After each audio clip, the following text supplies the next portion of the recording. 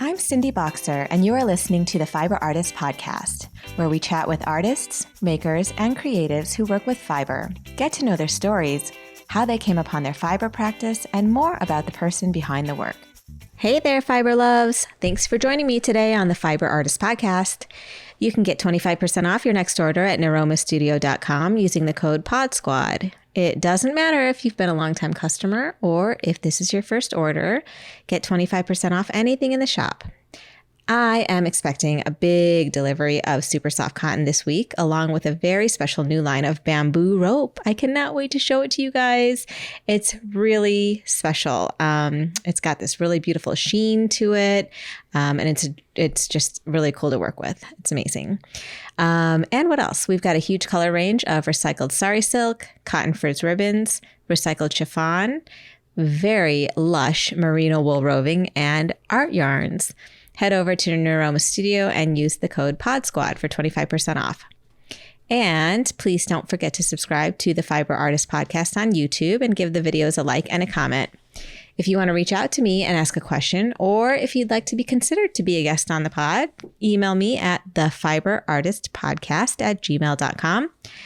Again, that is fiber spelled with an ER, not the European way. So the fiberartistpodcast@gmail.com.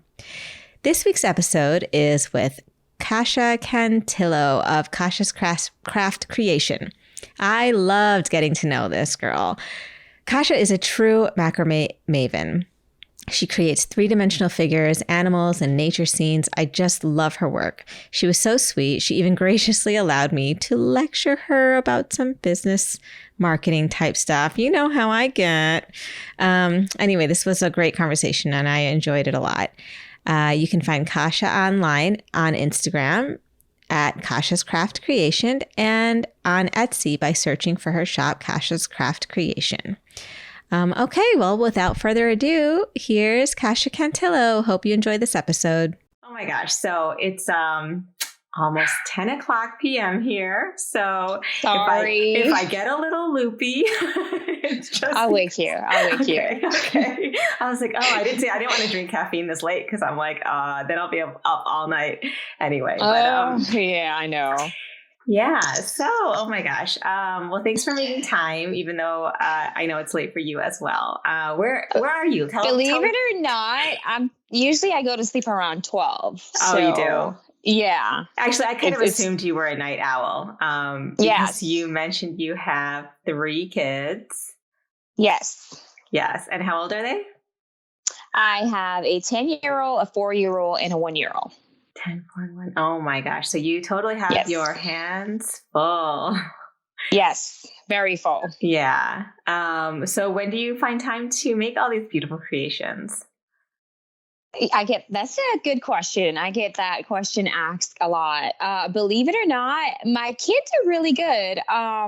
The 4-year-old and the 1-year-old are usually always with me in my little studio, I would say. And they're always creating with me. And my 10-year-old is kind of like, she's always in her own zone. She loves to draw and everything. So she's always doing something like that or watching TV or something around that nature. But okay. Is she in school? They're really good. Like, do you get a break at least like during the weekdays when she's in school? And Yes.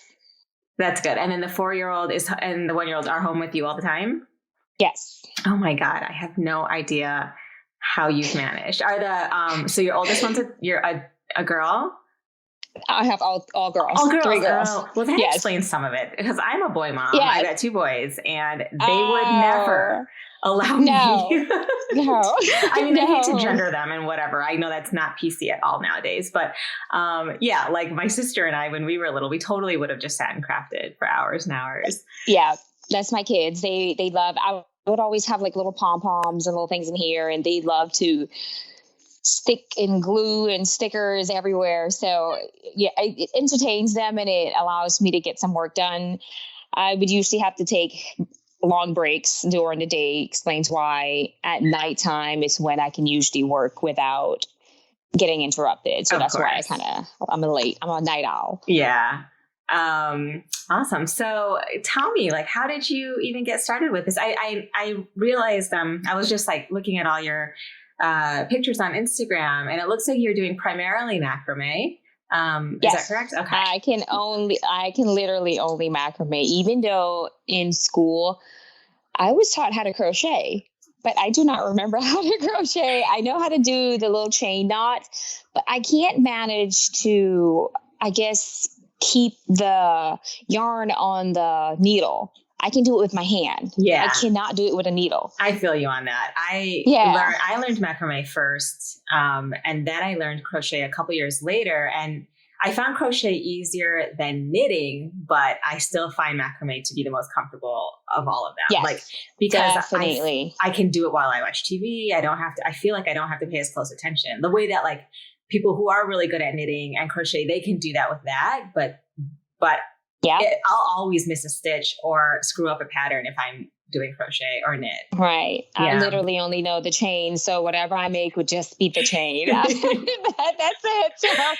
But I was taught how to do it in school, and I completely forgot. And I feel horrible because I see so many beautiful crochet things, and I would love to be able to do that. And I can't. I suck at it. And I've tried. Yeah. I have so much yarn here where I wanted to try, but I can't. So I was like, okay, maybe I'm just the macrame lady. I'll just stick to macrame. Well, I think that's even better because, I mean, honestly, the way I'm looking at it now, just market wise, like the amigurumi market, which is like the crochet figurine market, it's very saturated. I mean, they're all beautiful for sure. Yes. But like you can kind of see those things everywhere, and you don't see a lot of macrame sculpture that is true that you're doing, just not as much right now. And I don't know, maybe to me I think it's harder to do the kind of stuff you're doing. It's hard. Everybody looks at it and they say it's hard. And if I'm going to be really honest with you right now,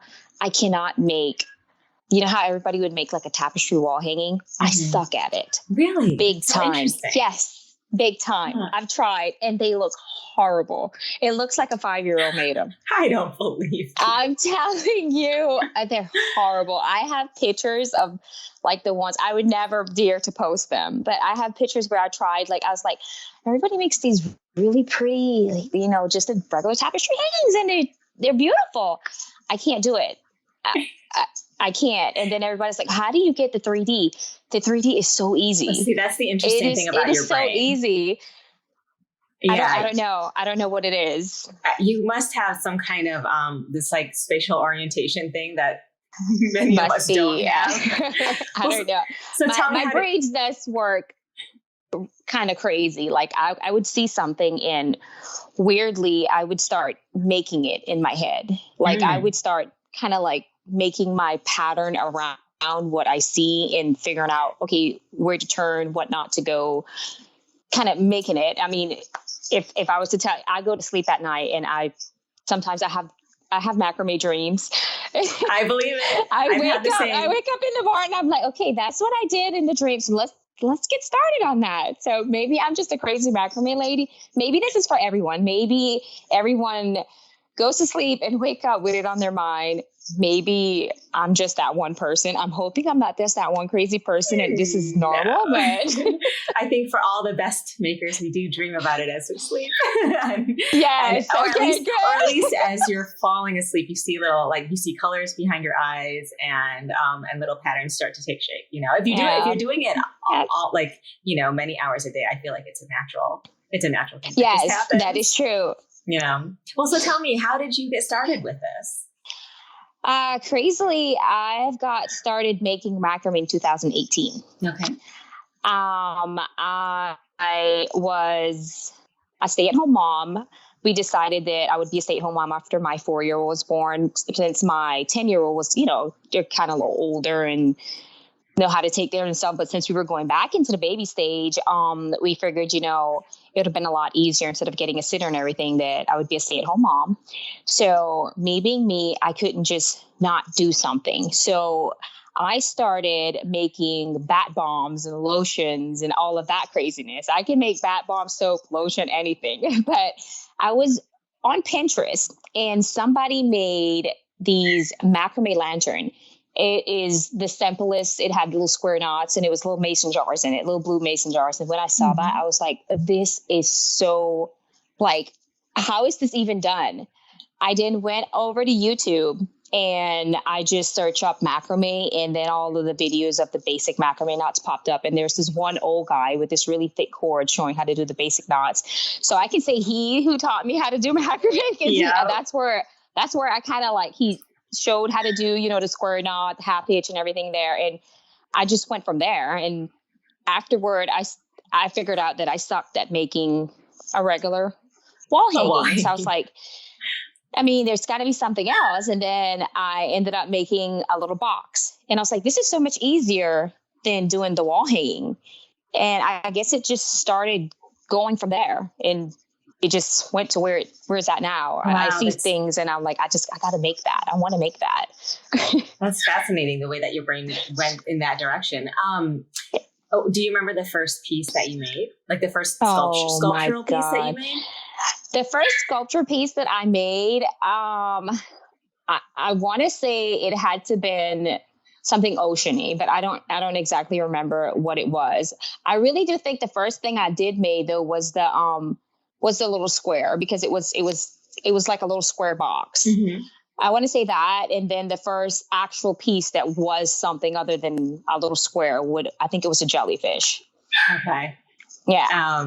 Those are beautiful that I saw on your Instagram. Thank you. Yes. I noticed you do lean toward a lot of marine life.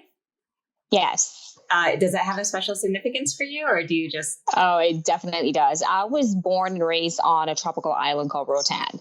It's on the coast of Honduras, and it is beautiful, and it's all about the ocean. So I haven't visited in almost 3 years now because of all the COVID and everything that's going on. So it's like, I miss it so much, and I just can't wait to actually visit. But most of it has a lot to do with that, because I was born and raised over there. Like every day it was like, okay, what swimsuit am I going to wear? Or are we going to the beach? All my friends. Yes. The ocean life, the beach life. Yes. The beach life is the best. Now I'm like, oh, I miss it so much, but it's crazy right now. It's like you visit and they're still like getting hit really bad by it. So even if you go, there's almost nothing to do. So I'm like, I may as well just wait for it to, I guess, cool off a little bit. Hopefully it gets better. But I kind of feel like this COVID thing is never going away. But, right. Also, you're speaking about COVID being bad down there? Yes. Or okay, I wasn't sure if like weather-wise, if there were hurricanes, because I know I want to talk to you. No, also because they you're do Louisiana. not get hurricanes. Yes. Okay. Yeah. So, what ended up bringing you to Louisiana? Did you move right to where you are now, or did you sort of travel around? No, I moved to where I'm at now. My dad was actually from Louisiana. So my mom is from Roatan, and then my dad's from Louisiana. So I have dual citizenship. Oh, nice. I was born and raised over there, and I came here mostly for college. Okay. And adjusting to the American life is very difficult. It's very difficult. Coming from where my only worries was what color swimsuit I was going to wear to, this is a lot of responsibility. What are taxes? Right. Yeah. There's no such thing as taxes where I came from. Everything is just you go buy it and you're good to go. Here, no, you get taxed on the paycheck and then you go buy grocery. And then they tax you on the grocery. I was like, this is kind of difficult, huh? No, it's the worst. And even like starting a business and all that stuff. I'm still trying to navigate the tax stuff. Like me and you both. But it's like, even now, like last week, I just got notified that I now have to charge sales tax in 5 different states, and now I have to file all these other people. I'm just like, oh God, it's a lot. They make it so hard to be a small business owner and do things correctly, because it's just like, it's so hard to do. I don't know. Like I feel like every other day I'm like, am I going to get audited? Because I just don't know if I'm doing it correctly. Right. And then you're like, I'm always calling them. And I know these people are like, why is she always calling me? I just want to make sure I'm doing this right. Yeah. Because I do not want to get in trouble with the law, you know? I know. I feel it so much. Like I feel so much pressure with that part of it. And it's like, it's just the worst part, all the administrative stuff. And yes. Yeah. So very, very different from Honduras, I bet. Yes. Very, very different. Yeah. Very different. How old were you when you moved here? I was, every time somebody asks me, I suck at this. I almost never remember my age. I stopped celebrating a few years ago, so I kind of stayed at one age. Yeah, I know the feeling. I moved here when I was 23. Okay. Yeah, when I was 23, 24. And I've been here ever since. I am 32, I think. I'm 32. That's so funny. So I know some people stop counting after 30. I stopped counting after 40. I just stopped. I'm after like, 40, I was like, it all blends together. It really does. I'm just going to be 29 forever. Thank you very much. Yes. I'm going to be 24 forever. I'm just going to stay there. And I hope that my body decides to stay there too. Yeah, totally. So your parents are here in the States? My mom still lives in Honduras. Oh, okay. She visits like twice a year around there. My dad passed away. He was in the army and he fell and he hit his head. He was out of the army then and he started experiencing PTSD and he kind of drank himself to death, unfortunately. Oh no, I'm so sorry. That is devastating. It's okay. Yes. That was the worst ever. When I would visit him, he would jump on the floor and start rolling around and telling me, get down, they're coming and stuff like that. And it was so heartbreaking. I know he's in a better place now, but it was horrible. It was horrible. That's just heartbreaking too. And did he have any, even like assistance from the state or the government? That's the thing. My dad deal with the PTSD? My dad ended up moving to Roatan, and then he turned into this all vegan guy and vegetarian, and he believed that I guess he could kind of cure himself and everything about doctors and everything. It was crazy. And even when we would take him there and we would they gave us medications for him, just to get him to take the medications was horrible because he would kind of like go in and out. And I guess with us trying to give it to him, he probably felt like, I don't know, he was being captured or something because he would go in and out of these episodes. And it was difficult to even give him the medications. Right. Oh my gosh. Yeah. It was so hard. I cannot imagine. How old were you when this was going on? This happened in 2015. My dad passed. It was probably a few months that he was going through with it. He even stopped eating and everything. It was bad. We would go and dump all the liquors out, and he would even fill up like water bottles and everything. So to try to trick us on what it was. Right. I guess he felt like that. I guess maybe it numbed what was going on. I'm sure. And so he died of dehydration. He literally was drinking. No water. Sorry. It was just so sad. Yeah. Oh wow. And were you and your mom both around for that, or? No, unfortunately when it happened, I visited him, and since I was living here in the U.S., I came back here, and my mom and my sisters, they were kind of taking care of him, but he died when I wasn't there. I was actually here in the U.S. and he was in Honduras. So that kind of made it a little more difficult not being there. Right. I know. Yeah. More difficult, but hopefully in some sense, I don't know, maybe easier in some sense too, because you didn't have to not kind of, I know. Yeah. I mean, either way, I think he would have been like, I would have wished it was another way. You know what I mean? It's just one of those things. No matter how I try to convince myself that there was nothing more I could do, I still kind of felt like I could have done more, if that makes sense. Mm-hmm.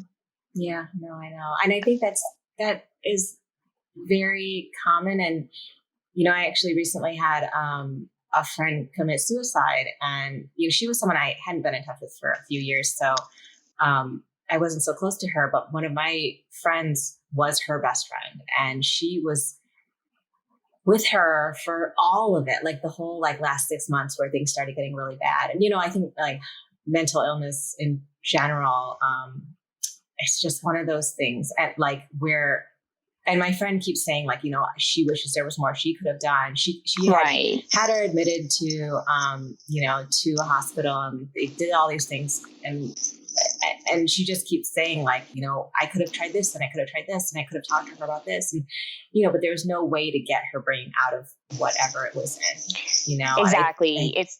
No matter how hard you try to help them, if they don't want that you can't give it to them. Yeah. So yeah.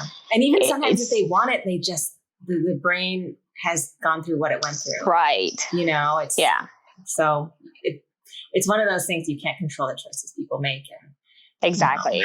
I'm so sorry you went through that though. It's just terrible. And every time I like, my 4-year-old asked me the other day because, she calls her grandfather, which is my husband's dad, Poppy. And she said, she's smart as can be. She's like, Mommy, do you have a Poppy? And I was like, oh my God, that just, it kind of killed me. But I was like, no, he's in heaven. He's watching over you and stuff like that. But it still kind of hits home. And then it happened literally on New Year's. So I'm probably one of the only person that do not celebrate New Year's. Everybody is excited, popping fireworks. And it's just, for me, it's just a horrible reminder of what was and what happened. Yeah. So I'm not a New Year's person. I don't blame you. I couldn't be either.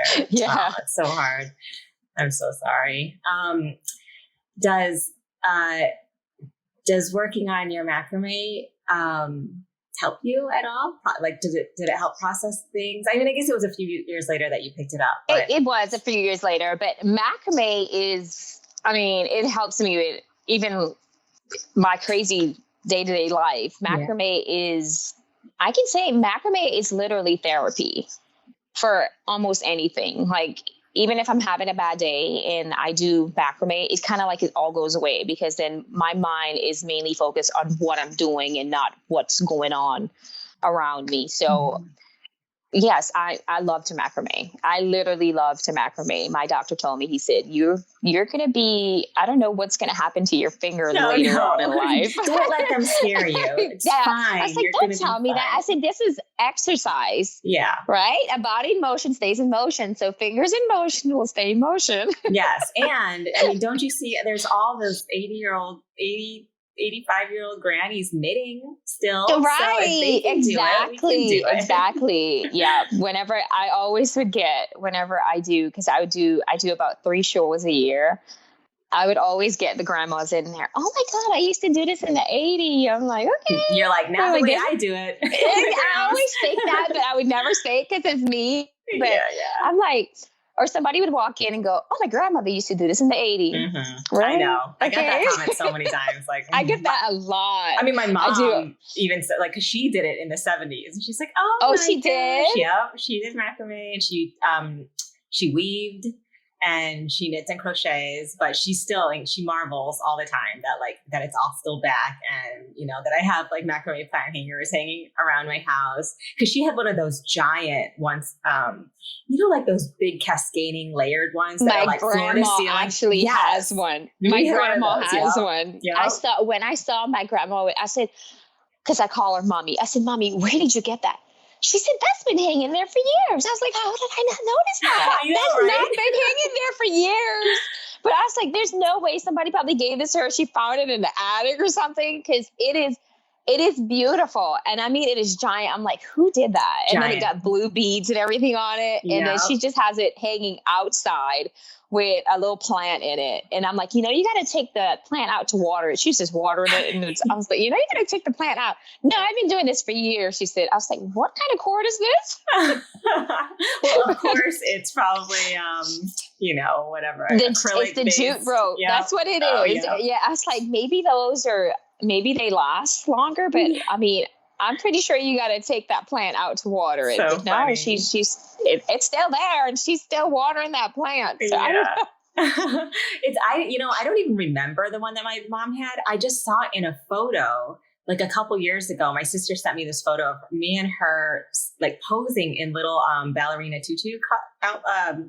costumes. And I was like, wait, what is that next to us? And she goes, you don't remember Mom's giant macrame, like hanging planter? And I was like, no, I don't. Like, I didn't remember it at all. Cause I think I was 4 in that photo. And yeah, it's so funny, but I guess it must have gotten into my brain somehow. Like, yeah, it's like when you see it, then you're like, wait, where did you get that? Yeah. And there's no way I didn't notice it. Maybe I didn't because back then macrame wasn't a thing for me as it is now. So maybe it's been there hanging for all that time. Yeah. I don't know. It's so funny.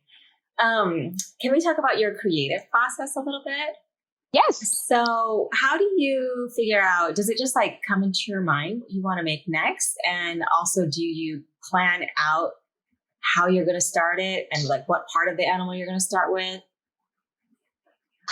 That's a good question. And this is a question that I get asked a lot. So usually what I would do is, crazy as it may sound, sometimes I'm just sitting and I'm forced to watch TV with my 4-year-old, watch her little TV shows and all that. And usually she watched these little shows like the Octonals and all of that craziness. So there's always sea life in it. So sometimes she would come to me and say, Mommy, you have to make that. She usually wants me to make it because she wants to play with them. But I would see stuff like that and I'd be like, oh, that would be cute to make. Or I don't know, I can be out somewhere and I would just randomly see something and that would be cute to make. So that's kind of like where the idea would come from. Usually when I'm making huge pieces with multiple things in it, that's kind of like, okay, this scenery would look good. Maybe something from, usually all of my sceneries are kind of like oceany type things. So that would be related back to where I'm from. But how I make them, it depends on what I'm making. Usually if I'm making an animal, I always start from the head part. It's a lot easier to, I guess, create it coming downwards because once you do the head, then I would have to add more cords in, and it's easier to kind of like not make them visible, I guess, if you're coming downward instead of going upwards, if you know what I mean. So usually I always start to where I would be coming downwards on my work instead of going upwards. Right. There is things that I have made on the opposite, didn't turn out too well. It's a lot more difficult because if you're building something from up down, then you can kind of stop and look at it and make sure it's kind of coming out the way you want it to. Right. But like I said, usually I would see it and then my mind would start making a pattern for it. So while I don't have pattern books, I do have like on my tablet the size of everything, like the cord length that I use and the amount of cord that I use. And but nice. How I make it is always in my head, if that makes sense. Yeah, so I wanted to start. Yeah, I keep track because I get a lot of requests to kind of remake something if I make something, and then I'd be like, I don't remember what size cord I use, and I try to kind of put the length in there because I don't like to waste too much of the cord. Right. So once I make it, then I can figure out, okay, maybe I could have gone, I guess, 10 inches shorter. So then I kind of put it in there so I can remember for next time when I'm making it. Right. But yeah, I don't really have patterns. They are extremely difficult to make. Yes. Extremely difficult to make. Well, I noticed, I was going to ask you actually, on your Instagram profile, you're very forthright about saying no patterns, no classes, no tutorials. I try to put that on there to avoid the questions. It doesn't work at all. I know. No, I feel like nobody looks at the profile. I even put it on every post too. Yeah. It's on every post. It doesn't work. I even put on my Instagram, like if somebody want to ask a question that they always ask, like, oh, do I do pattern? I even put on there, no, sorry, I don't do patterns. I've to be honest with you, I've had a horrible experience with the pattern. I wanted to start doing them. So I made this really super simple ant that I made a pattern for it, and it took me forever to make it, to get everything in there correct to where it was understandable. And I thought it was super easy because I made it and I put pictures and everything in there. And I actually gave it to my 10-year-old for her to recreate just by using the pattern. And she did. Mm-hmm. And I was like, well, if she can do it, anybody can do it. So I've had a few sales of it. And then I had this one lady actually send me an email through my Etsy. She was so upset because her aunt did not look like the aunt that I made. So at first I was like, oh, how did you even get on the internet, ma'am? But of course, you have to be nice and all that. So I was like, I can't even make another one and it would look just like that one. That's not how this works. Every piece is going to be unique. So I'm trying to explain this to her. And she was so upset. She actually had bought from me before a bag, and she said, I'm going to go leave you a horrible review. And I was like, okay, just go ahead. And she left a horrible review, but not on the pattern. She left it on the bag. So I was like, great. Thank you, ma'am. Thank you. And I was like, you know what? It's really not worth the negative reviews and everything. So I'm just going to actually remove it. And I'm not even going to bother with it because, it's too much work and you can only sell a pattern for $10, and I can make it myself and sell that item for 10 times the amount and be the only person that makes it. It's and true. No negative review. So that's why I was like, I'm not even going to bother. It's not worth it. Oh, I'm so bummed that you had that experience because as someone, I feel very strongly about people being able to make this a viable business, make their practice a viable business. And patterning is one of those things that really can help. It helps you make money in your sleep, right? So right. That's what I said. I was like, this is so easy. You just buy. I make it one time. They buy it. They constantly buy it and buy it. And I was like, this is so easy. And then when she sent me that email, I was like, yeah, okay. I'm so sorry. It's like, I couldn't explain to her. Yeah. She wanted it to look exactly like mine. Right. And there's no way. And the pattern, this animal wasn't even all the way 3D. His butt was flat and just his head and the little tummy area was round. So I was like, that's why I started with something that I thought was super simple. And then I was like, I was going to start making, I guess, a little more difficult ones for people that, are progressing and want to go to a different stage and stuff like that. But I was like, yeah, it's not worth it. And then selling on Etsy, it's like you're walking on eggshells all the time. So because of the reviews. Yes. And the customers are always right. Always right. So yeah. That part of it is very frustrating, but I don't know. I hope we will rethink that because I'm trying to think because I feel like you can put disclaimers saying like, if your piece doesn't turn out exactly the way mine did, it just has to do with how much tension you're putting in your knots and how much practice, because someone who's doing this for the first time, it's the same thing as the way I tried to make a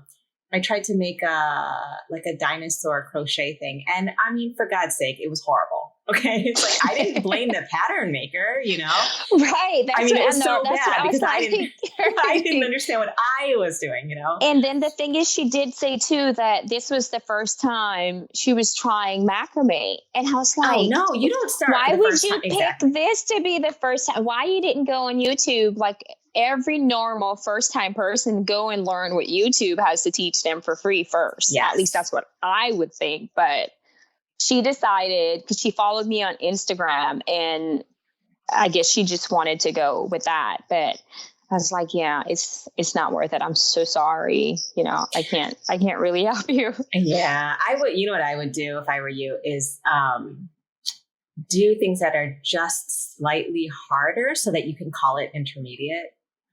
And then people who are beginners wouldn't really try it. And you can charge a little bit more if it's a slightly more complex.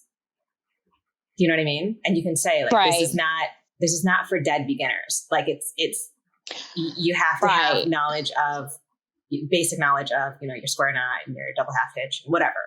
Right. And that kind of it kind of will give you some leeway with that kind of thing. And I think that one lady it's so unfortunate. Like that so early on, you got always that feedback. Get one of them. They're everywhere. They are. And they will spoil it. But you have something like 1,300 sales on your Etsy or something huge. And, one bad review isn't going to affect Yeah, that is true. But that, I don't know what it was. I was just having I know. It's a bad feeling. month. I was just having a bad month because I got 2 1-star review back to back, and they kind of, it hit my soul. I was like, what? One of them, she literally said she didn't like the drawstring on the bag. What? I mean, okay, but people can look at that comment and realize that person is crazy too, though. Yes, that is true. But then right now, the way how Etsy's doing it, they're doing this star seller thing. Which is they're making it more difficult for people like me that's trying to survive out here. Mm-hmm. The star seller thing is you ship on time. You make sure and you communicate it within 24 hours, I think it is. And you have to get all these 5-star reviews. And they started this about a month ago when I received my first 2 1-star reviews. So apparently I'm not a star seller because of that. So I'm hoping I can become a star seller this month. It doesn't look like it because not everybody leaves reviews. Right. So I have to get more, I guess, 5-star reviews to kind of blow off the 1 stars if they're still there. But not everybody leaves reviews. And I'm like, I'm not about to go around emailing these people to get reviews, Etsy. I'm sorry. I'm just not, I'm going to have to not be your star seller. I'll survive. I know. That's one of the most frustrating things about having to deal with. All of it. This is very much the admin business stuff that I'm talking about that gets artists bogged down. Because to be able to communicate, it's like you need an assistant for all of this stuff. Right. And that's what I'm that everything. I am the person that makes these things, that lists them, to take pictures, and now I have to make videos. I know. That's a whole nother level right there. I'm like, Instagram, you are killing me. I do not make videos. And then now they're telling me, it's best if you take pictures with you in them. I'm like, why am I'm not selling, I'm selling this, not me. Yeah. Can we just focus on this? But it's all crazy. And it's like every time I manage to kind of catch up to something new comes and knocks me back about 10 feet. And I'm like, y'all are killing me. Y'all are killing me right now. I hear you. It is a constant struggle. Really. Yes. So right now with how you're selling on Etsy, are you doing you're taking custom orders and also just selling ready-made pieces? Yes. Okay. So my custom orders has been picking up. I kind of always have a custom order, but I'm the type person where I don't like to have, not that I don't want to receive a custom order. I just don't want my custom orders to sit and build up. So as soon as I get one, I make it and get it out of the way. I guess I'm kind of bad at that. I like certain stuff to be in certain, everything in order, I guess. So a lot of people tell me that I'm macrame fast, but if I have to stay up a whole day to get something out, I will. And then because I'm so focused on what I'm doing, it's kind of like I kind of forget, you didn't eat and you need to go sleep. Yeah. So it's, self-care, woman, self-care. Right? Yeah. Which is basically just staying alive for people who are fiber artists, just barely getting by. I know. How long does it take you to do? Like, for example, the turtle behind you. Look at your place. This is so beautiful. The turtle behind me, he would take a day to make. A day, like a full. I can see that's the difficult part. My day usually comes with, okay, I got to wake up. I got to get breakfast. Then I come in here, I situate myself, then I come in here and I start doing something. And then about 2 hours later, somebody needs something. So it's kind of hard to say exactly how much hours it takes to do it because I'm momming, wifing, and macrame and all in one. So I hear you. I just usually would say it would take a day because I would start like in the morning time and by night it would be complete. Now, if I didn't have to do anything else but just that, it would probably get done in probably about 8 hours or so, or maybe less. It all depends. Yeah, that's pretty fast. Yeah, because I know. Your pieces have so much like they have so much detail in them. It's very impressive. Yeah. Well, let's say now like the rooster. The rooster takes about 2 days to make because he has a lot of detail when it comes down to like the face area. Now to make the whole body of it with the wings and the little legs and everything, that would be a day. And then to make all of the details to make him look, I guess, a little more realistic would be an extra. So it all depends on, see, like that turtle is not as realistic as I've made one that is really, really realistic. Now he took about 4 days to make. So it all depends on how much detail I'm putting on it that it's going to be, I guess it takes more time. Right. Do you have a favorite piece that you can? That's kind of hard, but I would say right now my most favorite piece would be the new jellyfish piece that I made. Like I look at it and I'm like, oh my God, you're so pretty. I just want to keep you in my house. But I'm like, you're too much work. You're too much work, so I have to sell you. Do you have it in your space right now? I do. Can I would have to. You have to excuse all the mess around, but it's right here. Oh, yes. So beautiful. I love it. And I'm in a tiny, tiny, tiny little space. So everything has to be, Oh, you're very organized. I'm so impressed. It has to be organized. It has to be because. Oh my gosh. If it's not organized, then I won't be able to get in here. I'm in like, I would say about 12 to 15. This is supposed to be our guest bedroom. Yeah. And then I'm supposed to be getting a little studio, but with COVID, that also slowed down because everything went sky high in prices. So I'm like, I'm going to wait. I'm fine in here. I'm just going to wait until hopefully everything kind of, I guess, goes back to normal and then we'll go from there. But I'm going to, I guess, have my own little studio and this can finally be our guest bedroom like it was intended to be. But until then, I'm in here. Nice. You mentioned you do 3 shows a year. Yes.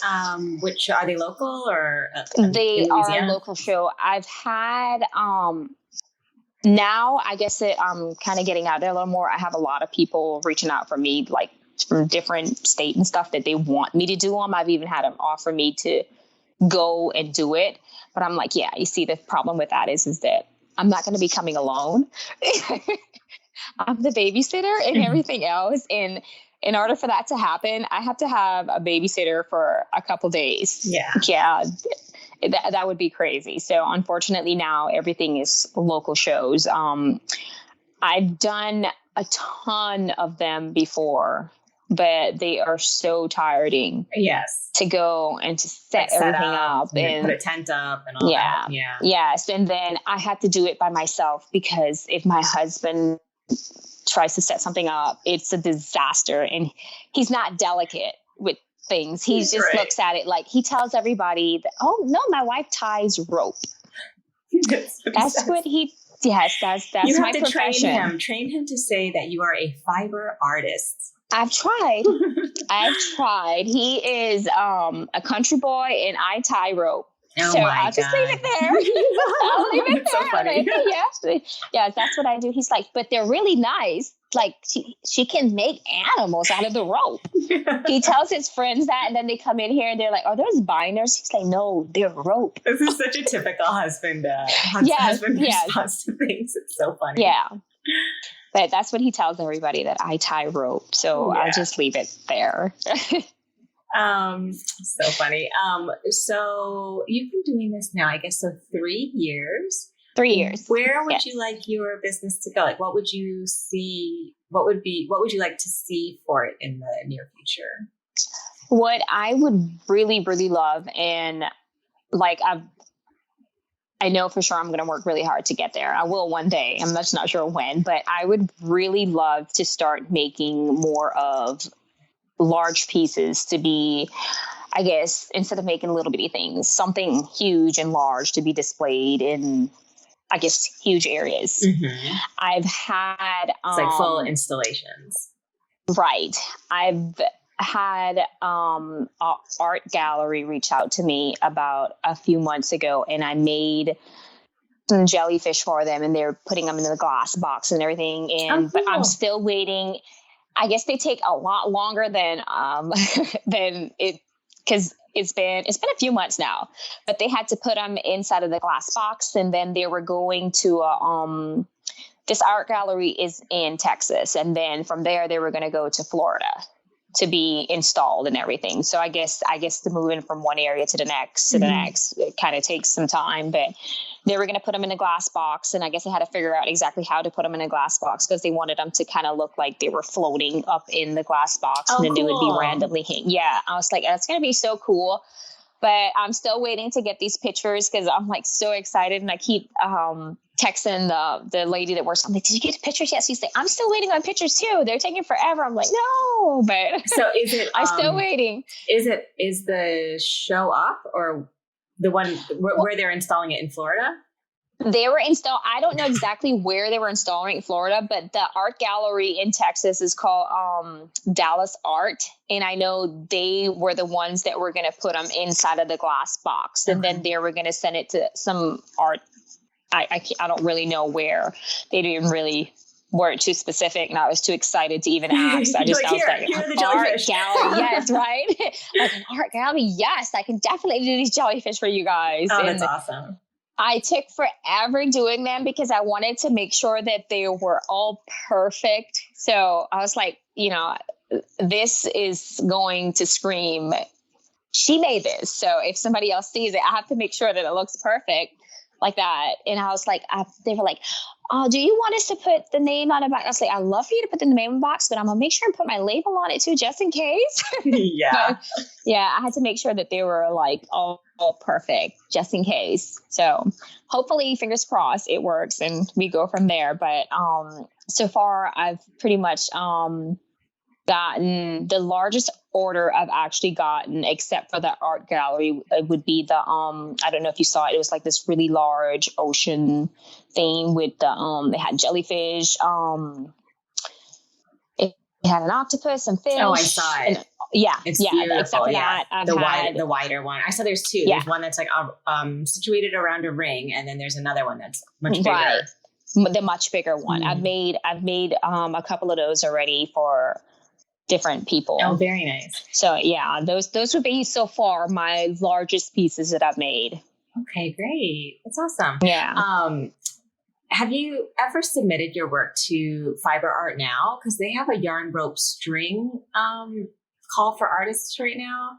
And what they do is, it's a magazine here. I have a few right here. I've never heard of this. Oh, shit. Anyway, I juried one of their exhibitions. Can you see this? It's a magazine. I've never heard of this. Yeah, I don't know why more people haven't, but yeah, Fiber Art Now, and then they have I think they come out quarterly, the magazines. But they have different shows. Last year I juried the yarn. I think it's called Yarn Rope String. Sorry, it's been a while. And also my kids have made my brain dumb. So I don't have a good memory. That makes all of us. You know what I mean? So it's basically, if you work with yarn rope or string, then you can submit images of your work and they'll choose it. I mean, it may be chosen to be in the magazine and then in an exhibition in a museum. Oh my God, that is so cool. So all the finalists, they put all those pieces up in a show where I think it's at a different museum every time. So I think they do it once a year or twice a year. But yeah, definitely look into that. I have to look into that. I did not know about that. Yeah, I'll send you the information when we get off the call or whatever. But there's that. And then can I offer some unsolicited advice? Yes. Because I think your work is so beautiful, and especially with the goal to do large installations. It's so funny. The fine art community does not view the craft community in the same light, right? So I know if you would like gallery work or installation work, I think it might just be your Instagram name, Kasha's Craft Creations. Right. It might just be your Instagram name. I don't know if you use that as your shop name, but I would remove that part. I got that a lot. I've even had somebody ask me, why would I use craft in what I do? Because craft is for children. Yeah, and what I do is not right.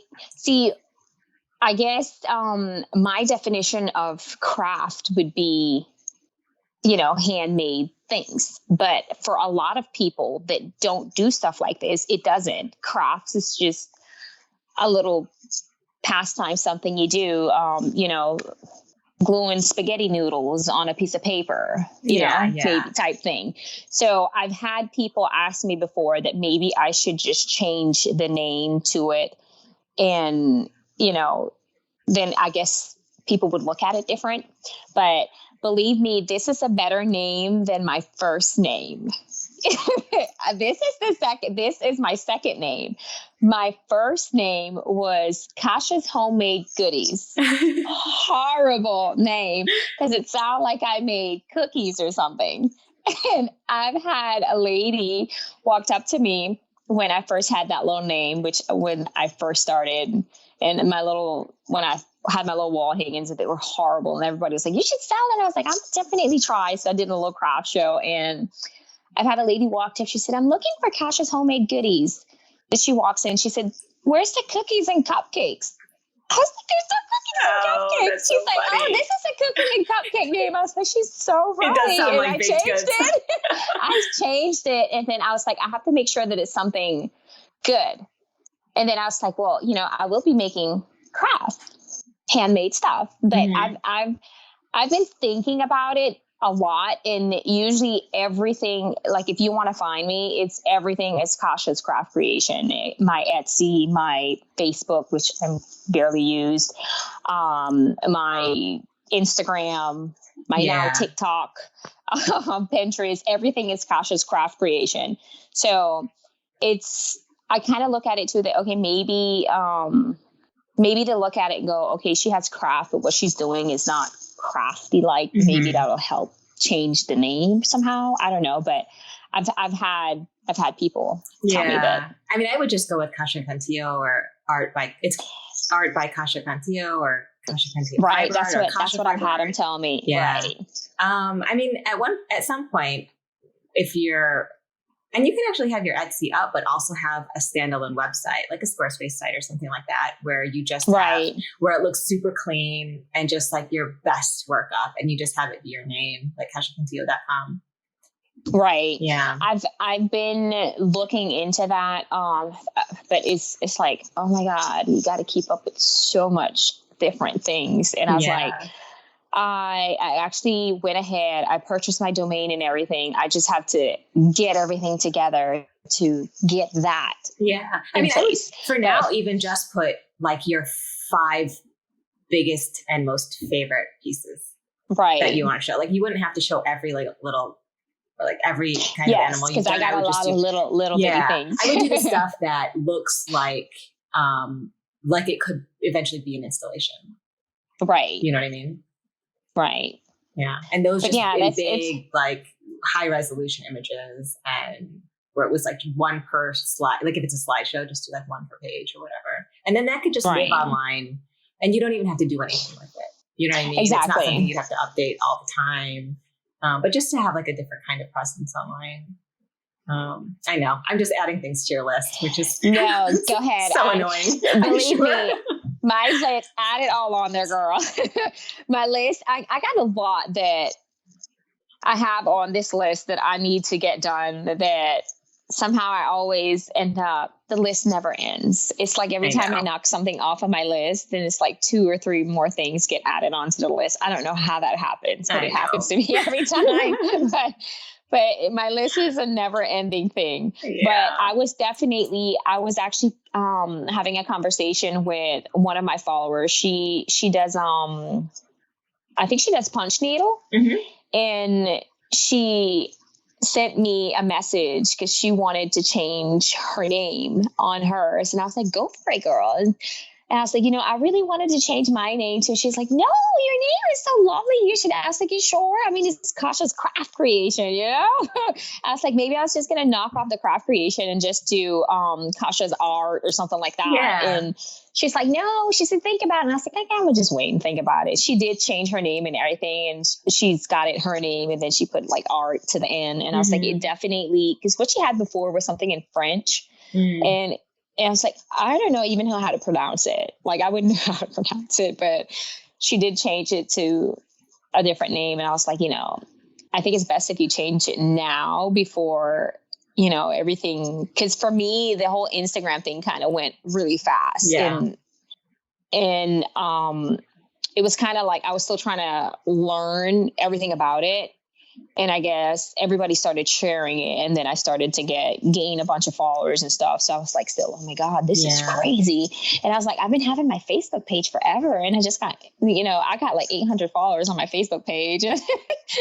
But, I get older people like, do you have a Facebook? Because they don't have an Instagram. So it's good to have it. It is. And the best thing about it is when I post on Instagram, it automatically posts on my Facebook. Exactly. So that's the best part about it. And I go in every now and then, like if I get a little message notification or something like that.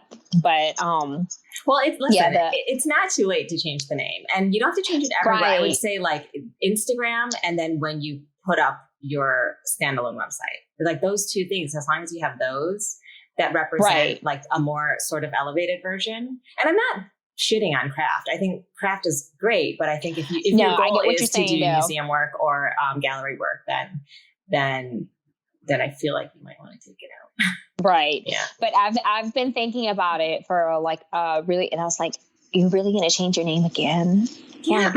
Again? I think it's fine. I think now it's either, I feel like, it's better to do it now than right. And I noticed too, I followed Tamar, and I was like, if Tamar can do it, and she had like way more followers than I do, then I can do it too.